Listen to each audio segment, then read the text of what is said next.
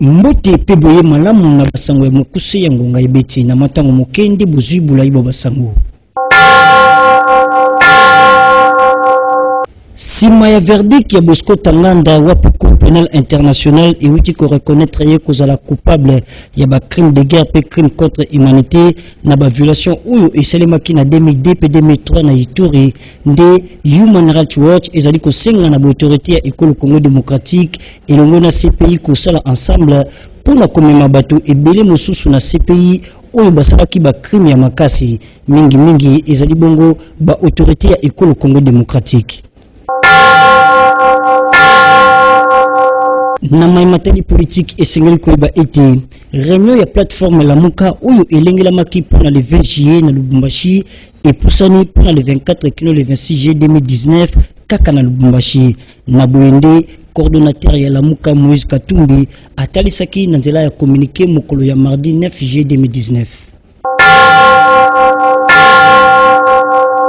Claude Bokunde, notable ya Sid Ubangi, P, représentant ya MLC Australie, a bétissi ngonga na nzela ya allo pour répondre na José Makila na situation où ezali koleka na Sid Ubangi. Azali bongo na micro ya Rosette Nzinga.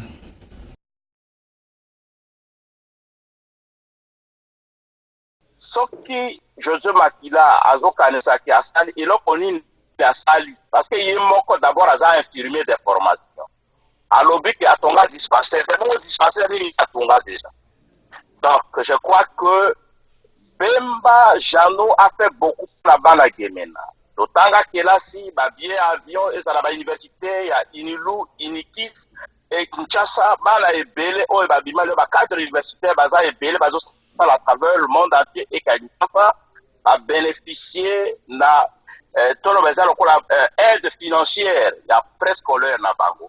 Et ça la travaux de fait d'études financés par Jano Bemba. Et ça la même thèse à doctorat, il y a éminent professeur Nabiso, oh il y a élite de Tidoubangi, va bénéficier. Et ça la ordination, il y a prêtre, oh il va qui ordonné. Tous ont bénéficié de aide financière à Bemba.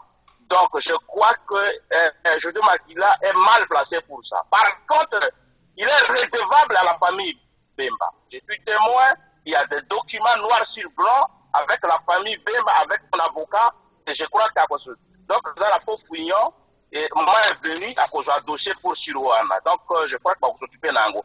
Il n'a rien à voir. Mais c'est que le président prend, c'est ça pour le développement à Sidoubaï. Donc, José Makila est mal placé.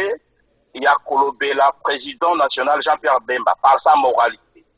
Et Azali, danseur, il y a Suédé. Je crois qu'à continuer Kobina Suna Naela Kingakati, qu'à continuer de parler chez Dubaï. Il est mieux placé à Kobina Suna Kingakati.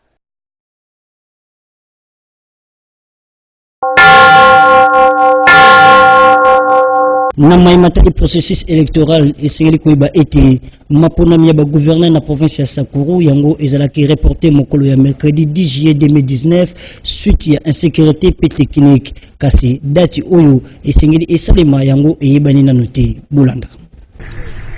Elengelamaki mokolo ya mercredi 10 juillet 2019 maponami na province ya Sankuru pe Sidoubangi. Rendez-vous etosamaki kasi na ngambo ya Sankuru élection ya ba gouverneur ezalaki lisusu reporté pona mbala ya mibale tour oyo ba pesi ata date te oyo esengeli élection esalema selon ba source tina maponami ya ba gouverneur na province ya Sankuru et Poussani ezali pona ba raison sécuritaire pe technique nzokande maponami na province ya Sankuru esengelaki esalema na sanza ya avril nzela moko na ba province mususu.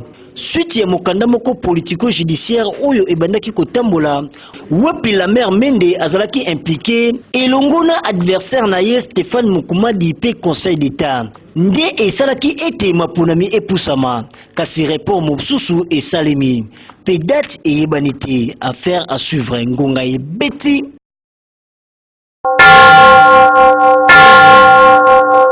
Papa Gilles Sylvestre Mounanga, citoyen congolais, azali kokoba na kobetisa ngonga na plainte oyo adepozaki epai ya procureur général ya cour constitutionnelle wapi azali kosenga kolandela président ya kala Joseph Kabila na violation ya article 99 ya constitution Bolanda.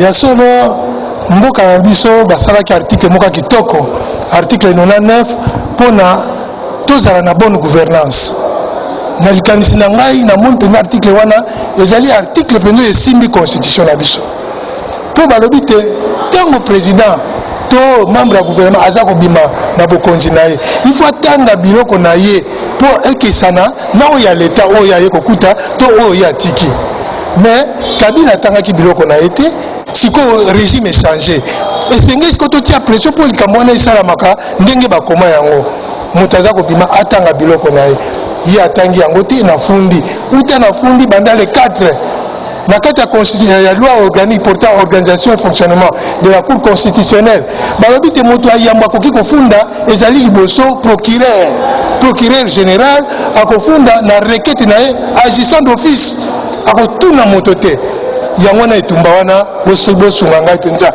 eza etumba ya bonne gouvernance tolingi tozala na pouvoir judiciaire oyo ezali indépendance ya pouvoir judiciaire ekozwa ndenge nini soki procureur azosalela misala na ye malamu soki cour ezosalela misala na yango malamu bango baza kozwa pression bakobenga ngai te na porte plainte na ngai nazelaki 7 jours procureur afundi te le 4 mars ngai nafundaki nafundi le 4 mars le 22 nasali plainte en rappel tokokoma na le 10 nasali plainte additionnelle oyo nalobi te Kabila akoki kozala sénateur à vie te napesi baargument oyo esengeli mpona yango lelo tokomi na le 23 mai Kabila akomi na kati ya tele 50 alobi te ye aza kozela batia président définitif ya Sénat mpo ye aya kosiéger na Sénat mais nde nasengaki te cour ekatana likambo ya oke okende ndenge wana te parce que il est de droit mais il n'est pas de plein droit sénateur à vie lelo ya aloba te batia président bango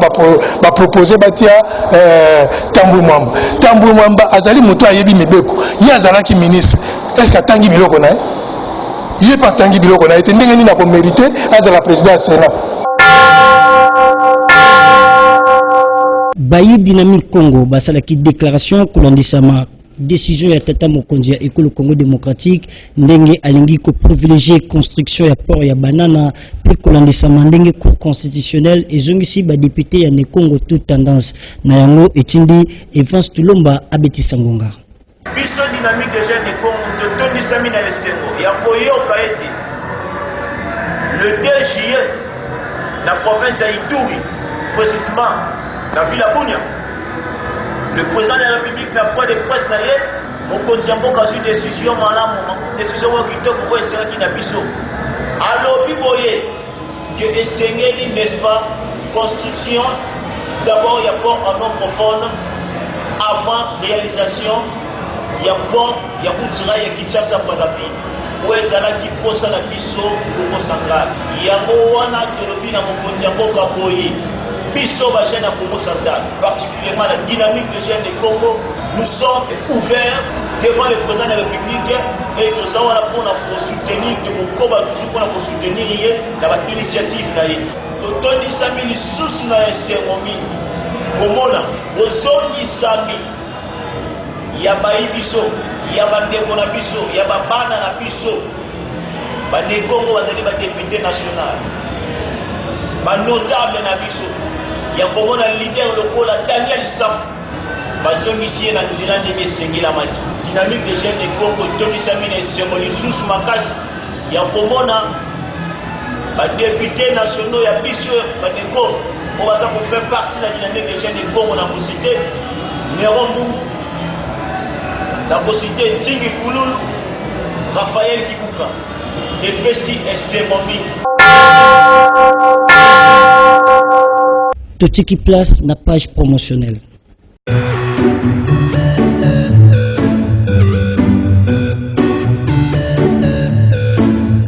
Ndeku ya Congo komitungisama na bino na oyo etali bavoli ya Kinshasa Kananga esili. Compagnie africaine d'aviation Fly CAA ezongisi bavoli ya Kinshasa Kananga kobanda mokolo ya samedi 30 mars 2019 chaque mercredi pe samedi na appareil moderne ya sika ya type ATR 70500 pour voyager na ba condition ya malamu ndeko pour voyager na kati ya RDC na ba condition elongo bani Compagnie Ezase Moko, Flight CAA. Pour na ba détail, bobenga na ba numéro Oyo. Pour na réservation en ligne, côté na site Oyo. www.caacongo.com. CAA, spécialiste du Congo profond. Gongaï Betty.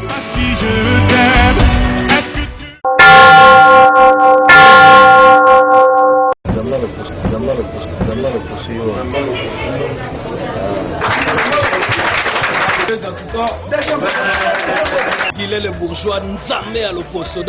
Docteur Guilain le bourgeois, naza déjà de retour na Katakil. Nayo dénoncé ba charlatan, ba te belé, ba zobe sa domaine de dermatologie et esthétique. Oh ba ebele mutu na makolote. Alors docteur Guilain le bourgeois nazali dermatologue esthéticien de formation. Naza charlatan te. Na mutu na tangi na yekoli nazo ba formation. O kama mona mutu so note ka ndunda soit pondu, mutu so mona nazali mama nganga beta tanga me ba koti na dermatologie na esthétique. Oh ba ebele mutu na makolote. Tant que leader en dermatologie esthétique, docteur le plus célèbre, le dermatologue Guilain le bourgeois, docteur international na outi Angola, na traité ban Angola pas mal. Ban Angola ba biki, ba tampon na bango, banduta, ba cancer de peau, o ba ngima bumine ne sili. Docteur Guilain le bourgeois, étant que des professions, étant que spécialiste, le traitement est sans risque, est sans inconvénient. Puisque dans le domaine, dans le traité batou maladie à peau, batou bika.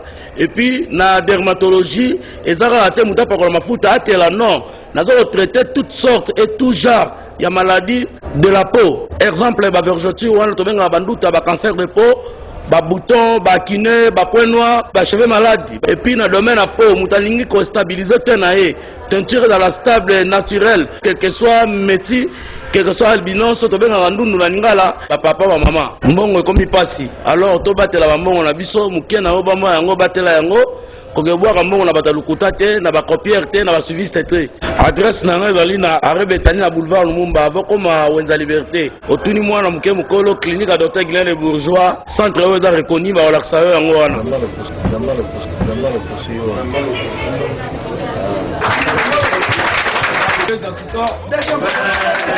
Guilain le bourgeois, Nzamé à l'opposé. Tozali na sango ya mawa Bulanda.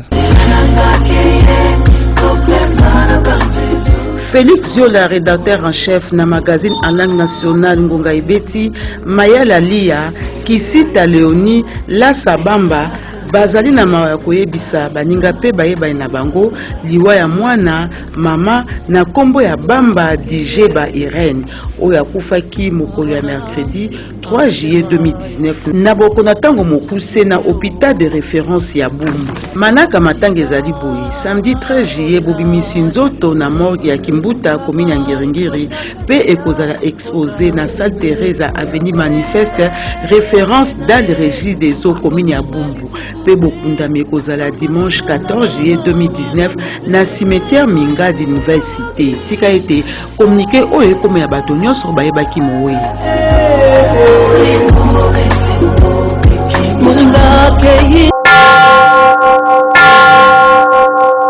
Awandenga na zwi ningisa ya kusukisa basango ya mokuse ya Ngonga Ibeti na Ngonga ya 19h30 bukukuta na bongo na Rosette Nzinga. Utikala malamu.